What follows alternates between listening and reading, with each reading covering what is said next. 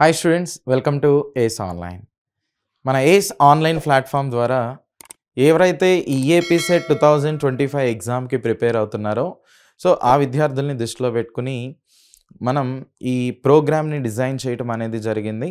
ముఖ్యంగా ఇంజనీరింగ్ స్ట్రీమ్కి సంబంధించి maths, physics, chemistry ఏవైతే ఉంటాయో వాటికి సంబంధించినటువంటి లైవ్ సెక్షన్స్ని స్టార్ట్ చేయడం జరిగింది. దానిలో భాగంగా ఈరోజు మనం ఈ chemistry first year, second year కాన్సెప్ట్స్లో ఉన్నటువంటి మేజర్ కంటెంట్ని బేస్ చేసుకుని, మేజర్ టాపిక్స్ని బేస్ చేసుకుని కొన్ని పీవైక్యూస్ని, ఎంసీక్యూస్ని మనం ఈ క్లాస్లో చూద్దాం. వాటిని ఎలా ఈజీగా సాల్వ్ చేయొచ్చు, ఏ ఓరియంటెడ్లో అడగటానికి ఛాన్సెస్ ఉన్నాయి, ఎలా అడుగుతున్నారు, ఇవన్నీ కూడా ఒకసారి చూద్దాం. లేట్ చేయకుండా ఫస్ట్ క్వశ్చన్ అనేటువంటిది చూద్దాం. చూడండి, the correct statement among the following are. ఇచ్చినటువంటి వాటిలో కరెక్ట్ స్టేట్మెంట్ ఏది అంటున్నాడు.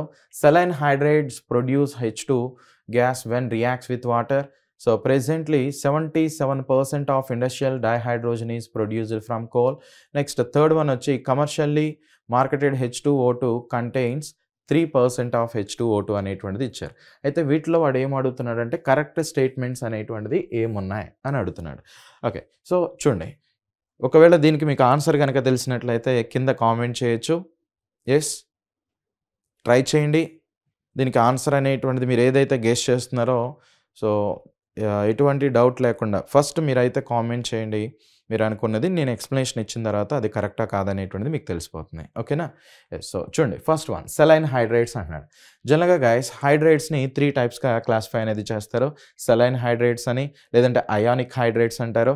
ఓకే, పీరియాడిక్ టేబుల్ అనేటువంటిది తీసుకున్నప్పుడు మోస్ట్లీ మనకి ఇక్కడ చూడండి ఇటువైపు నుండేటువంటివి ఏంటవి మెటల్స్ అనేటువంటిది ఉంటాయి. First group, second group metals అనేటువంటిది ఉంటాయి కదా. వీటితో ఫామ్ అయ్యేటువంటి హైడ్రేట్స్ని ఏమంటారంటే సెలైన్ హైడ్రేట్స్గా చెప్తారు. Saline hydrides, saline hydrides.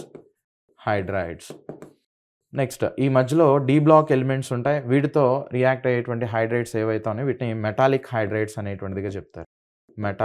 Metallic hydrates అనేటువంటిదిగా ప్రొనౌన్స్ చేస్తారు. నెక్స్ట్, ఇటువైపు ఉన్నటువంటి ఏవైతే ఉన్నాయో ఇవి నాన్ మెటాలిక్ హైడ్రేట్స్. అంటే జనరల్గా వీటిని ఇలా తీసుకుంటారు. Metallic hydrate or industrial hydrates అని, molecular hydrates or covalent hydrates అని, saline hydrates or ionic hydrates అనేటువంటిదిగా ప్రొనౌన్స్ చేస్తారనమాట. ఇక్కడ వాడు ఏమంటున్నాడంటే ఈ సెలైన్ హైడ్రేట్స్ అంటే ఇక్కడ మనకి సోడియం హైడ్రేట్ అనేటువంటిది ఉంటుంది. నెక్స్ట్, కాల్షియం హైడ్రేట్ ఇలాంటివి ఉంటాయి. వాటర్తో కనుక ట్రీట్ చేస్తే దీని నుంచి నీకు ఏం ప్రొడ్యూస్ అవుతున్నాయి?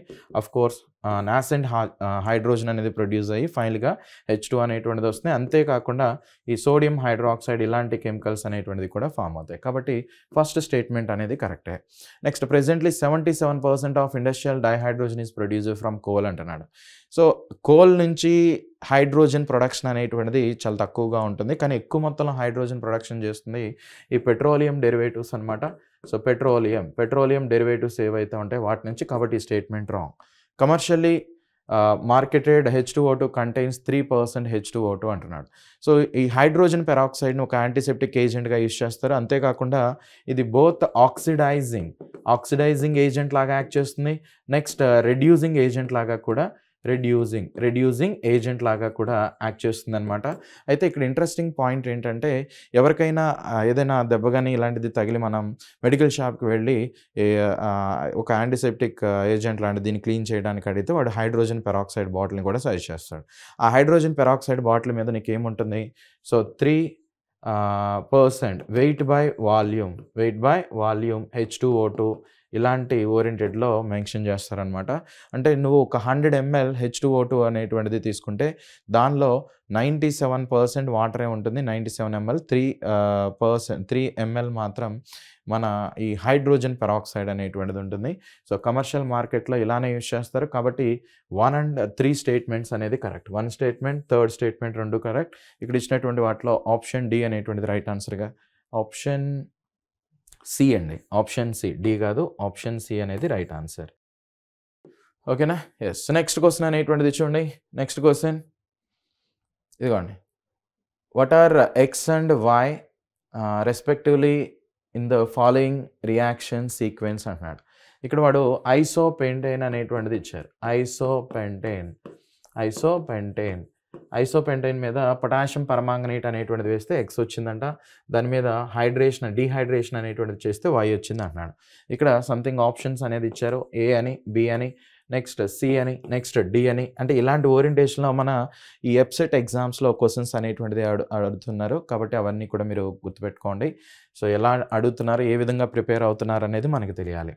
సో, ఐసోపెంటేన్. ఐసోపెంటేన్ అంటే 1, 2, 3, 4 ఐసో అంటే ఇలా ఉండాలి. ఓకేనా? ఇలా 5 కార్బన్స్ ఉండాలి. కానీ 5 కార్బన్స్ ఒకే చైన్‌లో ఉండదు. ఒక కార్బన్ మాత్రం సెకండ్ కార్బన్ మీద ఉంటే దాన్ని ఐసో అనేటువంటిదిగా చెప్తారు. నెక్స్ట్ ఏంటంటే ఇప్పుడు చూడండి. దీన్ని బ్యాలెన్స్ చేయాలి. ప్రతి కార్బన్ కూడా 4 బాండ్స్‌ని ఫార్మ్ చేస్తుంది. ఈ కార్బన్ చూడండి 1, 2, 3 బాండ్స్ మాత్రమే ఉన్నాయి. అంటే ఇక్కడ ఒక హెచ్ పెట్టుకోండి. ఈ కార్బన్ 2 బాండ్స్ మాత్రమే ఫార్మ్ చేస్తుంది. అంటే ఇంకొక 2 బాండ్లు కావాలి. ఎందుకంటే కార్బన్ ఎప్పుడు 4 బాండ్స్ ఫార్మ్ చేస్తుంది కాబట్టి ఆ మిగిలిన 2 బాండ్‌లని హైడ్రోజన్‌గా తీసుకోవాలి. ఇక్కడ కార్బన్ ఒక బాండే ఫార్మ్ చేస్తుంది. మిగిలిన 3 బాండ్‌లని హైడ్రోజన్‌గా తీసుకోవాలి. అంటే ఇలా వస్తుంది. సో, ఇప్పుడు ఒక కార్బన్‌తోనే అటాచ్ అయితే ఈ కార్బన్ అనేది చూడండి ఎన్ని కార్బన్స్‌తో అటాచ్ అయింది? ఒక్క కార్బన్‌తోనే అటాచ్ అయింది. కాబట్టి దీన్ని ప్రైమరీ కార్బన్ అంటారు. ఈ కార్బన్ అనేది 1, 2, 3 సో, టెర్షియరీ అంటారు. ఈ కార్బన్ డైరెక్ట్‌గా 1, 2 కాబట్టి సెకండరీ అంటారు. ఈ కార్బన్ 1 కార్బన్ కాబట్టి ప్రైమరీ అనేటువంటిదిగా చెప్తారు. అయితే ఆల్కేన్స్ ఎప్పుడూ కూడా KMnO4 ఇలాంటి రియేజెంట్స్‌తో ఆక్సిడైజ్ అనేటువంటిది కావు అనమాట. ఆక్సిడైజ్ అనేది కావు. కానీ ఈ టెర్షియరీ ఆల్కేన్ అనేటువంటిది ఏదైతే ఉంటుందో టెర్షియరీ ఆల్కేన్ ముఖ్యంగా ఈ ఐసోపెంటేన్ ఇలాంటిది ఏదైతే ఉంటుందో ఇది మాత్రం ఆక్సిడైజ్ అవుతున్నాయి. అదే ఇక్కడ ఎక్సెప్షనల్ అంటే ఇది కొంచెం వెరైటీగా ఉంటుంది కాబట్టి దీన్నే మనకి క్వెషన్స్‌గా ఫ్రేమ్ చేసి ఇచ్చారు చూడండి. సో, కాబట్టి ఇది ఎలా మారిపోతుందంటే చూడండి KMnO4తో ఆక్సిడైజ్ అనేటువంటిది అయిపోయి సో, 1, 2, 3, 4 సో, ఈ పొజిషన్ దగ్గర నీకేమొస్తుంది OH అనేటువంటిది వస్తుంది. మిగిలినవి ఇలా ఉంటాయి. CH3, CH2, CH3 నెక్స్ట్ ఇక్కడ CH3 అనేటువంటిది ఉంటుంది. అంటే ఆప్షన్ అంటే ఫస్ట్ కాంపౌండ్ ఇలా ఉండాలి. X అనేటువంటిది ఇలా ఉండాలి. మరి Y అనేది దీని మీద వాడు ఏం చేశాడంటే డీహైడ్రేషన్ అంటే వాటర్ అనేటువంటిది తీసాడు. వాటర్ అనేది ఎక్కడి నుంచి తీయాలి? పూర్ బికమ్స్ పూర్ అనేటువంటిదిగా చెప్తాం. సేర్జెఫ్ రూల్ అనమాట. సో, ఇక్కడి నుంచి ఒక OH ఈ కార్బన్ మీద 2 హెచ్‌లు ఉన్నాయి. ఈ కార్బన్ మీద 3 హెచ్‌లు ఉన్నాయి. ఎక్కడి నుంచి తీసేయాలంటే హెచ్‌ని అంటే ఇక్కడి నుంచి హెచ్‌ని తీయాలా? హెచ్, OH 2 కలిస్తే H2Oగా బయటికి పోతాయి కదా! సో, ఈ హెచ్‌ని తీయాలా? ఈ హెచ్‌ని తీయాలా? సో, పూర్ బికమ్స్ పూర్ అన్నాను కదా! అంటే పేదవాడు ఇంకా పేదవాడుగా మారతాడు అని మనం చెప్తా ఉంటాం షార్ట్‌కట్ ఫార్మ్‌లో. సో, ఎక్కడైతే హైడ్రోజన్స్ తక్కువనే అక్కడి నుంచే తీసేయాలి. సో, ఇక్కడి నుంచి హైడ్రోజన్ తీసేయండి ఇంకేం మిగులుతుంది? CH3 so, C double bond C ఒక హెచ్ పోయింది కాబట్టి ఇక్కడి నుంచి హెచ్ ఇక్కడి నుంచి OH పోయింది కాబట్టి ఒక బాండ్ అనేది వస్తుంది. సో, CH3 నెక్స్ట్ ఇక్కడ హెచ్ ఉంటుంది. CH3 అనేటువంటిది ఉంటుంది.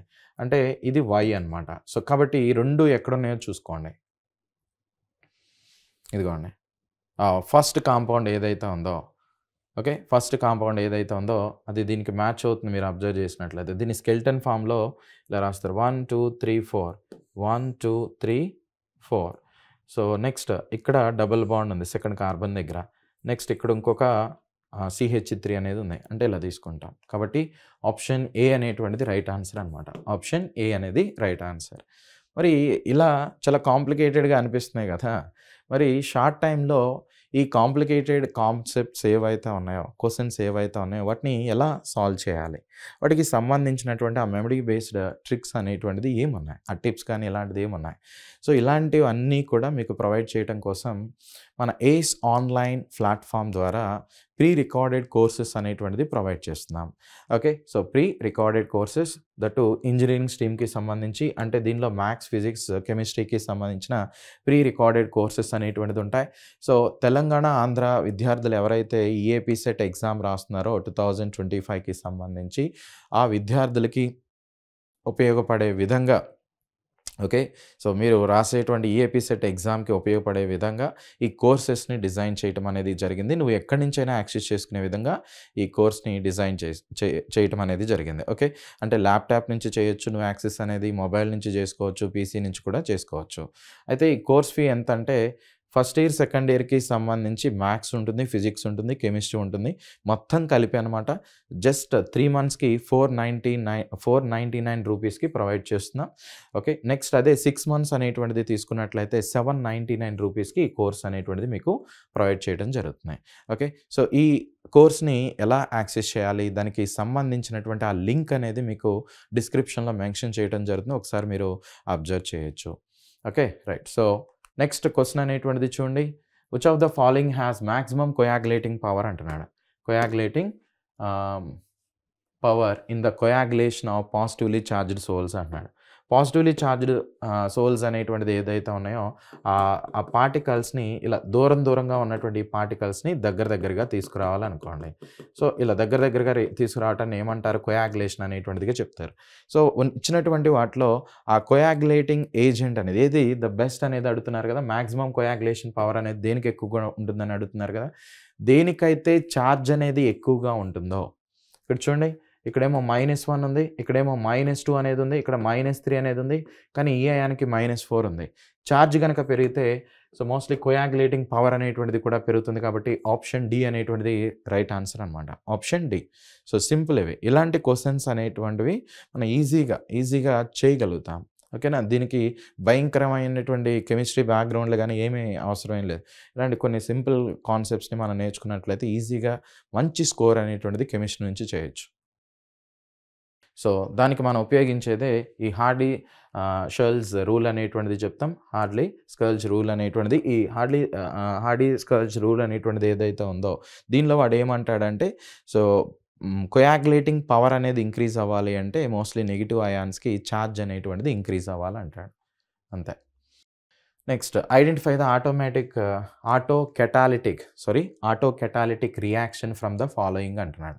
ఆటో కెటాలిటిక్ రియాక్షన్ అంటే ఇప్పుడు ఇదిగోండి ఏర్పడినటువంటి ప్రొడక్ట్ అనేది ఏదైతే ఉందో మళ్ళీ ఈ 2 కలిసి రియాక్టెంట్‌గా గనక వచ్చినాయి అనుకోండి. రైట్. సో, దాన్నే మనల్ని ఏమంటొచ్చు అంటే ఆటో కెటాలిటిక్ రియాక్షన్ అనేటువంటిదిగా చెప్పొచ్చు. సో, సింపుల్‌గా అయితే డెఫినిషన్ అనేది ఇలా చెప్తాం. So, auto catalytic reaction is a chemical reaction where the product of the reaction act as product అనేటువంటిది ఎలా యాక్ట్ చేయాలి? కెటలిస్ట్ లాగా యాక్ట్ చేయాలి. దేనికి? ఆ రియాక్షన్ ఎగ్జిక్యూట్ చేయటానికి. సో, ఇక్కడ ఇచ్చినటువంటి వాటిలో నైట్రోజన్, హైడ్రోజన్ అనేటువంటిది రియాక్ట్ అయ్యి నీకు అమ్మోనియా అనేటువంటిది ఫార్మ్ చేస్తున్నాయి. ఓకేనా? అమ్మోనియా ఇలాంటి వాటిని ఫార్మ్ చేస్తున్నాయి. నెక్స్ట్ KClO3 అనేటువంటిది తీసుకొని హీట్ చేసినట్లయితే పొటాషియం క్లోరైడ్ వస్తుంది. ఆక్సిజన్ అనేది వస్తుంది. ఎస్టరిఫికేషన్ అంటారు. ఈ థర్డ్ వన్ చూడండి ఎస్టరిఫికేషన్. ఓకేనా? ఎస్టరిఫికేషన్. జనరల్‌గా ఈ ఎస్టర్‌ని మనం హైడ్రాలిసిస్ అనేటువంటిది చేస్తే కార్బాక్సిలిక్ యాసిడ్ వస్తుంది. నెక్స్ట్ ఆల్కహాల్ అనేటువంటిది వస్తున్నాయి. మళ్ళీ ఈ 2 ఒకదానితో ఒకటి రియాక్ట్ అయ్యి రియాక్టెంట్‌ని ఫార్మ్ చేసే కేపబిలిటీ అనేటువంటిది ఉంది అనమాట. ఓకే. సో, మోస్ట్‌లీ ఇక్కడ ఇచ్చినటువంటి వాటిలో ఆటో కెటాలిటిక్ రియాక్షన్‌గా ఈ ఎస్టరిఫికేషన్ అనేటువంటి రియాక్షన్‌ని తీసుకోవచ్చు. ఓకే. Esterification reaction. సో, డెఫినిషన్ అయితే ఇలా ఉంటుంది అనమాట. కాబట్టి గైస్ ఈ క్వెషన్‌కి ఆన్సర్ ఏంటి? ఆప్షన్ సి అనేటువంటిది రైట్ ఆన్సర్‌గా చెప్తాం. Option C. Next one. The anode and cathode used in electrolytic refining of copper respectively are. So, anode, cathode అనేటువంటిది ఏముంటాయి?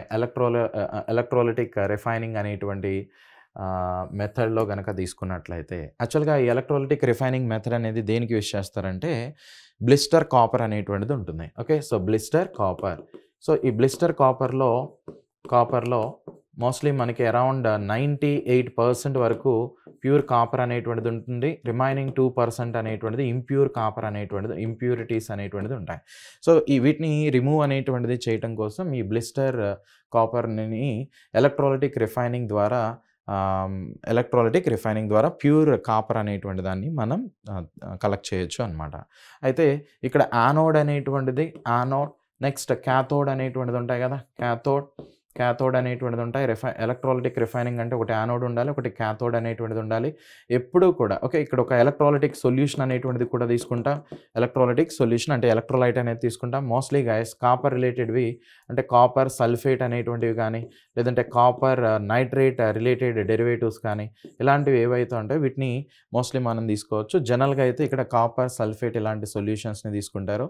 సో, యానోడ్ దగ్గర ఎలాంటి వాటిని తీసుకోవాలి, క్యాథోడ్ దగ్గర ఎలాంటి వాటిని తీసుకోవాలి. అంటే నీకెప్పుడూ కూడా మెటల్ అనేటువంటిది ఏమవుతుంది, ఎలక్ట్రాన్ లాస్ అవుది ఇలా ప్లస్ అని, +2 అని ఇలాంటి వాటిని ఫార్మ్ చేస్తుంది. ఇది ఏమంటాం, క్యాటయాన్ అంటాం. ఇది క్యాటయాన్ కదా! క్యాటయాన్ ఎక్కడ డిపాజిట్ అవ్వాలి, క్యాథోడ్ దగ్గర డిపాజిట్ అవ్వాలి. అంటే ఇక్కడ నీకు క్యాథోడ్ దగ్గర మెటల్ అనేటువంటిది డిపాజిట్ అవుతుంది కాబట్టి, సో చూడండి క్యాథోడ్ దగ్గర మెటల్ అనేటువంటిది డిపాజిట్ అవుతుంది కాబట్టి క్యాథోడ్ దగ్గర ఏం తీసుకుంటున్నాం, ప్యూర్ కాపర్ అనేటువంటిది వచ్చేస్తుంది. మరి ఇంప్యూర్ అనేటువంటిది ఎక్కడ పెట్టాలి, యానోడ్ దగ్గర తీసుకోవాలి అనమాట. అర్థమైంది కదా! ఇక్కడ నీకు ప్యూర్ కాపర్ అనేది డిపాజిట్ అవుతున్నాయి. ప్యూర్ కాపర్ అనేది ఇక్కడ డిపాజిట్ అవుతున్నాయి. కాబట్టి యానోడ్ దగ్గర ఇంప్యూర్ కాపర్ తీసుకోవాలి, నెక్స్ట్ క్యాథోడ్ దగ్గర ప్యూర్ కాపర్ తీసుకోవాలి. ఇలా సింపుల్ క్వెషన్స్ అనేటువంటిది అడుగుతూ ఉంటాడు. సో ఇక్కడ మీరు చూడొచ్చు 98% ప్యూర్ కాపర్, 2% ఇంప్యూరిటీస్ ఉంటాయి. జనరల్‌గా ఈ కాపర్ ఇలాంటి వాటిని ప్యూరిఫై చేయడానికి ఎలక్ట్రోలైటిక్ రిఫైనింగ్ మెథడ్ అనేటువంటి దాన్ని యూజ్ చేస్తూ ఉంటాం. నెక్స్ట్ క్వెషన్ అనేది చూడండి, the disproportionation product of orthophosphoric acid అంటున్నాడు. Orthophosphoric acid. జనరల్‌గా గైస్ ఆర్థోపాస్పారిక్ యాసిడ్ అనేటువంటి దాన్ని తీసుకున్నట్లయితే ఇలా ఉంటుంది. H3PO3 అనేటువంటిదిగా చెప్తాం. సో ఇది ఎలా కన్వర్ట్ అవుతుందంటే మోస్ట్‌లీ ఈ ఓరియంటెడ్‌లో ఓకే. ఇక్కడ చూడొచ్చు మీరు H3PO3. సో దీన్ని పాస్పరస్, ఇక్కడ మనకి వాడు ఏమి ఇచ్చాడు, disproportionation reaction of orthophosphoric acid or H3PO4 అనేటువంటిది జనరల్‌గా హీట్ చేసినట్లయితే పాస్పరస్ అండి. సారీ పాస్పరస్, ఇది పాస్పారిక్ యాసిడ్ కాదు, పాస్పరస్ యాసిడ్, అందుకనే చేంజ్ వస్తుంది. సో H3PO3ని డిస్‌ప్రపోర్షనేషన్ ప్రొడక్ట్స్ అనేటువంటిది ఏమొస్తాయి అన్నాడు. ఒకటి పాస్పైన్ అనేటువంటిది వస్తుంది PH3, ఇంకొకటి వచ్చేసరికి ఆర్థోపాస్పారిక్ యాసిడ్ H3PO4 అనేటువంటిది వస్తుంది. ఇక్కడ పాస్పరస్‌కి ఆక్సిజన్ స్టేట్ +3 ఉంటుంది. ఒక హైడ్రోజన్‌కి +1, ఒక ఆక్సిజన్‌కి -2. సో డైరెక్ట్‌గా మీరు సాల్వ్ చేస్తే +3 వస్తుంది. ఇక్కడ పాస్పరస్ మీద -3 అనేటువంటిది ఉంటుంది. ఇక్కడ పాస్పరస్ మీద ఇది -8, ఇది +3 అంటే 5 అనేటువంటిది వస్తుంది. +5 వస్తుంది.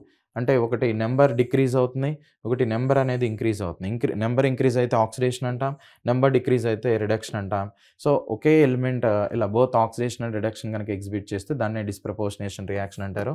అంటే ఆప్షన్ ఏ అనేటువంటిది రైట్ ఆన్సర్ అనమాట. Option A. So next question అనేటువంటిది చూడండి.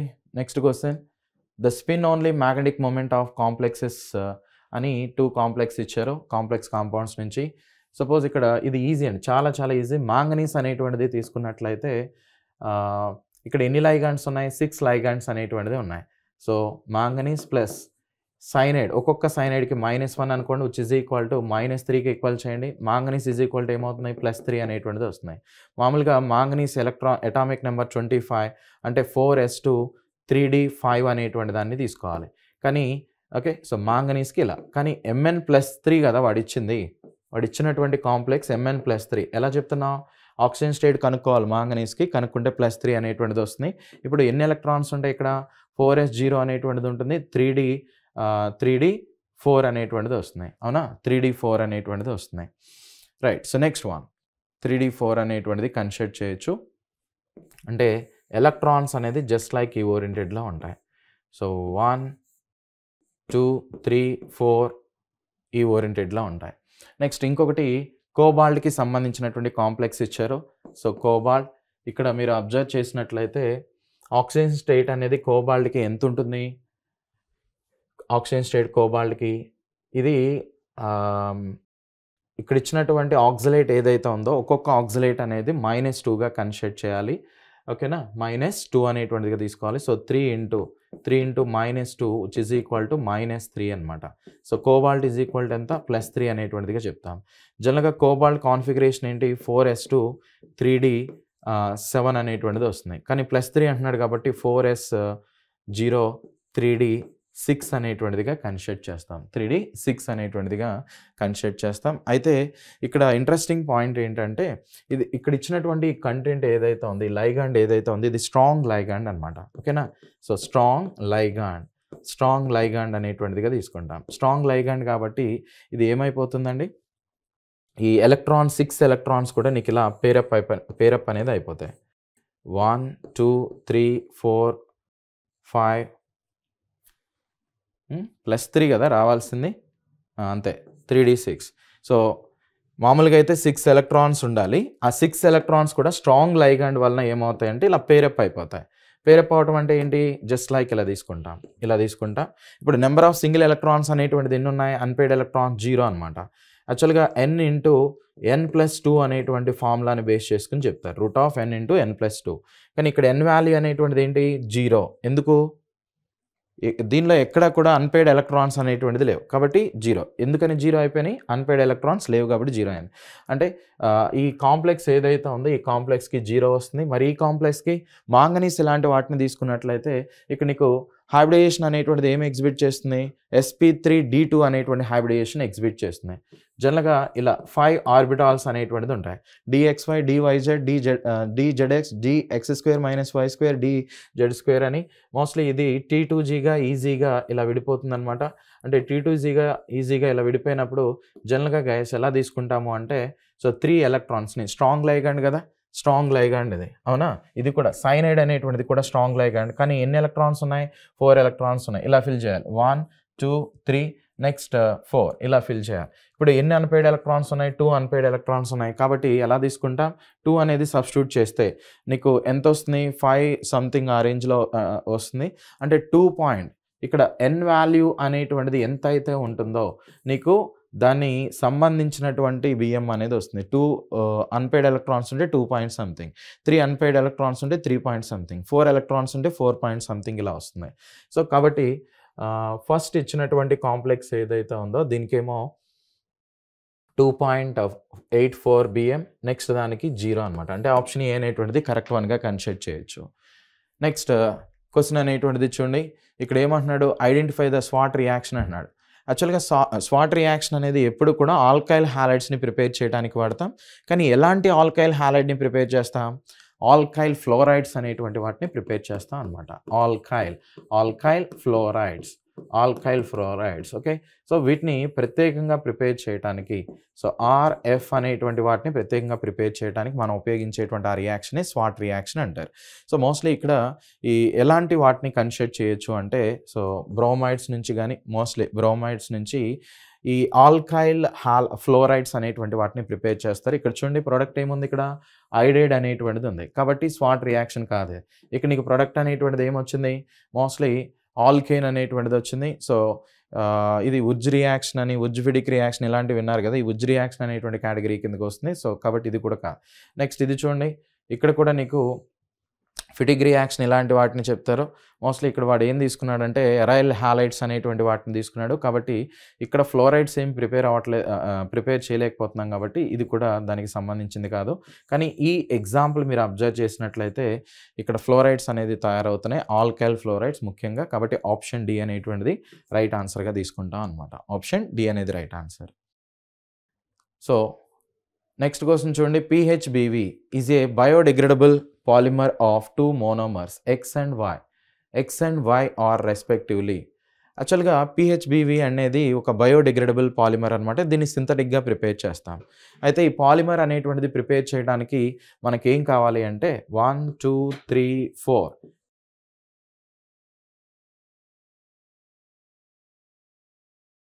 సో ఇక్కడ OH గ్రూప్ అనేటువంటిది ఉంటుంది. నెక్స్ట్ 1, 2, 3, 4, 5 ఇక్కడ COOH థర్డ్ కార్బన్ దగ్గర OH ఉంటుంది. మిగిలినవి హైడ్రోజన్స్ అనేటువంటిది ఇలా తీసుకోవాలి. హైడ్రోజన్స్ ఓకేనా? హైడ్రోజన్స్. సో ఇవి రియాక్ట్ అయినప్పుడు మోస్ట్లీ మనకి ఏమొస్తుంది అంటే PHBV అంటే జనరల్‌గా ఏమని చెప్తాం? పాలీహైడ్రాక్సీ. ఓకే. సో పాలీహైడ్రాక్సీ డెరివేటివ్ అనమాట. దీనిలో 2 టైప్స్ ఆఫ్ కాన్స్టిట్యూయెంట్స్ అనేటువంటిది ఉంటాయి. ఒకటి 3-హైడ్రాక్సీ బిట్రిక్ యాసిడ్ అనేది, నెక్స్ట్ ఇంకోటి 3-హైడ్రాక్సీ వెల్రిక్ యాసిడ్ అనేటువంటిది ఉంటుంది. ఓకేనా? సో 3-హైడ్రాక్సీ వెల్రిక్ యాసిడ్ అనేటువంటిది ఉంటుంది. అంటే వెల్రిక్ యాసిడ్ అంటే దానిలో 5 కార్బన్స్ ఉండాలి. బిట్రిక్ యాసిడ్ అంటే 4 కార్బన్స్ ఉండాలి. సో ఆప్షన్ బి అనేటువంటిది చూడండి. ఆప్షన్ బి ఇక్కడ 1, 2, 3, 4 నెక్స్ట్ 1, 2, 3, 4, 5 అంటే ఇదే కరెక్ట్ ఆన్సర్ అనమాట. ఇచ్చినటువంటి వాటిలో సో ఇదే కరెక్ట్ ఆన్సర్. PHBV అనేటువంటిది ఫామ్ అవటానికి పాలీహైడ్రాక్సీ 3-హైడ్రాక్సీ బిటరేట్, కోవెలరేట్ అనేటువంటిదిగా జనరల్‌గా కన్సిడర్ అనేటువంటిది చేయొచ్చు. సో, వెలరిక్ యాసిడ్ నుంచి నెక్స్ట్ బిటరిక్ యాసిడ్ నుంచి ఈ డెరివేటివ్స్ అనేటువంటిది ఫార్మ్ అవుతాయన్నమాట. వాటర్ అనేటువంటిది ఎలిమినేట్ చేయటం వలన. రైట్. సో, కాబట్టి గైస్ ఆన్సర్ ఏంటి ఇక్కడ? ఆప్షన్ బి అనేటువంటిది right answer. Next one. So, PHBV అంటే ఏంటనేది కామెంట్ చేయండి. నేను మెన్షన్ చేసిన దానిలో ఒక చిన్న కరెక్షన్ ఉంది. ఓకే. సో, ఎవరైతే పీహెచ్‌బీవీ అబ్రివియేషన్ తెలుస్తుందో వాళ్ళు కింద కామెంట్ సెక్షన్‌లో మెన్షన్ చేయండి. Next one. The structure given below represent. So, salvarsan అనేటువంటిది ఇచ్చారు. పెన్సిలిన్ అని ఇచ్చారు. సో, ప్రోంటోజిల్ అని ఇచ్చారు. సల్ఫాపిరిడిన్ అనేటువంటిది ఇచ్చారు. యాక్చువల్‌గా ఇవన్నీ కూడా ఏంటి అంటే మోస్ట్‌లీ యాంటీబయాటిక్స్ అన్నమాట. సో, ఇక్కడ ఇచ్చినటువంటి structure okay. Chemistry in everyday life అనేటువంటి కాన్సెప్ట్‌లో భాగంగా వీటిని మనకి అడుగుతా ఉంటారు. సో, ఇక్కడ ఇచ్చినటువంటి ఈ స్ట్రక్చర్ దేనికి రిలేటెడ్ వన్? యాక్చువల్‌గా ప్రోంటోజిల్ అనేటువంటి వాటికి రిలేటెడ్ వన్ అనమాట. అంటే ఆప్షన్ సి అనేటువంటిది రైట్ ఆన్సర్. ఇక్కడ చూడండి సల్ఫానిలమైడ్ అనేటువంటిది ఉంది. ఎజో గ్రూప్ అనేటువంటిది ఉంది. ఎమినో గ్రూప్ ఉంది. సో, 2 ఎమినో గ్రూప్స్ అనేటువంటిది ఉన్నాయి. సో, వీటిని బేస్ చేసుకున్నట్లయితే ప్రోంటోజిల్ అనేటువంటిదిగా చెప్తారు. జనరల్‌గా అయితే ఇలా ఉంటుంది. సో, సల్వర్జన్ అనేటువంటివి, నెక్స్ట్ ప్రోంటోజిల్ అనేటువంటివి, నెక్స్ట్ సల్ఫానిలమైడ్ అనేటువంటిది ఎలా ఉందో, సల్ఫాపిరిడిన్ గానీ, ఎజోడై గానీ ఇవన్నీ కూడా ఈ స్ట్రక్చర్స్ అనేటువంటిది మనం గుర్తుపెట్టుకోవాల్సిందే.